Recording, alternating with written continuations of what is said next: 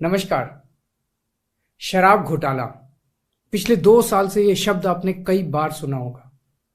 2 साल से बीजेपी की सारी एजेंसीज कई रेड मार चुकी हैं, कई लोगों को गिरफ्तार कर चुकी हैं, लेकिन अभी तक एक भी पैसे का हेरफेर कहीं नहीं मिला। कहीं से एक भी पैसा नहीं मिला। अगर भ्रष्टाचार वाकई हुआ है तो इतने करोड़ों रुपए गए कहां? क्या सारा पैसा हवा में गायब हो गया? सच्चाई यह है कि किसी तरह का कोई भ्रष्टाचार हुआ ही नहीं। अगर होता तो पैसा भी मिलता। ऐसे फर्जी केस में आम आदमी पार्टी के कई नेताओं को इन्होंने अभी तक जेल में रखा हुआ है। किसी के भी खिलाफ कोई सबूत नहीं है, कुछ साबित नहीं हो रहा, खुलेआम गुंडागर्दी चल रही है, किसी को भी पकड़ के जेल में डाल दो। अब बीजेपी मुझे गिरफ्तार करना चाहती है। मेरी सबसे बड़ी संपत्ति, मेरी सबसे बड़ी ताकत मेरी ईमानदारी है। झूठे आरोप लगा के, फर्जी समन भेज के ये मुझे बदनाम करना चाहते हैं, मेरी ईमानदारी पे चोट करना चाहते हैं। इन्होंने मुझे समन भेजे हैं। मेरे वकीलों ने मुझे बताया कि ये समन गैर कानूनी है। क्यों गैर कानूनी है? ये मैंने इनको विस्तार से लिख के भेजा है। मैंने बताया है कि उनके समन कैसे गैर कानूनी है, लेकिन उन्होंने मेरी एक भी बात का जवाब नहीं दिया। इसका मतलब उनके पास मेरी बातों का जवाब नहीं है।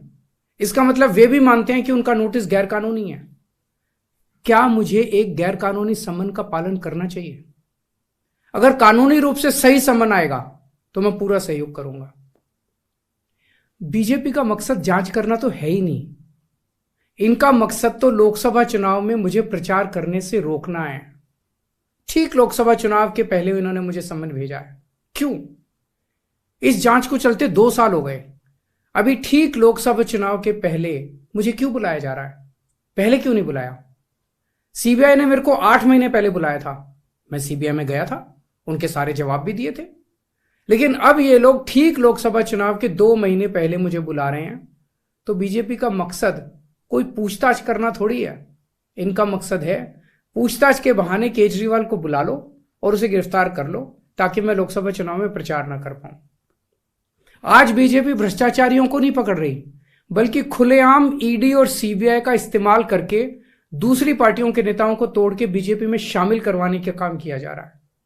एक नहीं, 2 नहीं, कितने उदाहरण हैं जहां किसी पार्टी के नेता के खिलाफ ईडीआई सीबीआई के मामले चल रहे थे या उन पे गंभीर आरोप लगे हुए थे। जैसे ही वो नेता बीजेपी में शामिल हुए, उनके सारे पुराने मामले बंद कर दिए गए या ठंडे बस्ते में डाल दिए गए।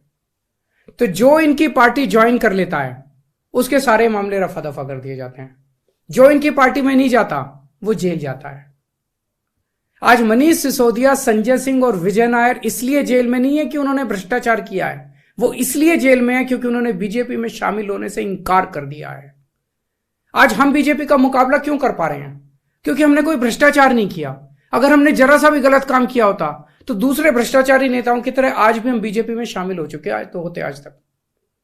इस तरह देश के ईमानदार नेताओं को जेल में डाल के और भ्रष्टाचारियों को अपनी पार्टी में शामिल करवा के ऐसे तो देश आगे नहीं बढ़ सकता।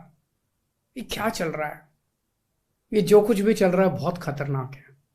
ये हमारे जनतंत्र के लिए बहुत गलत है। इसे रोकना होगा। मैं हमेशा देश के लिए लड़ा हूं।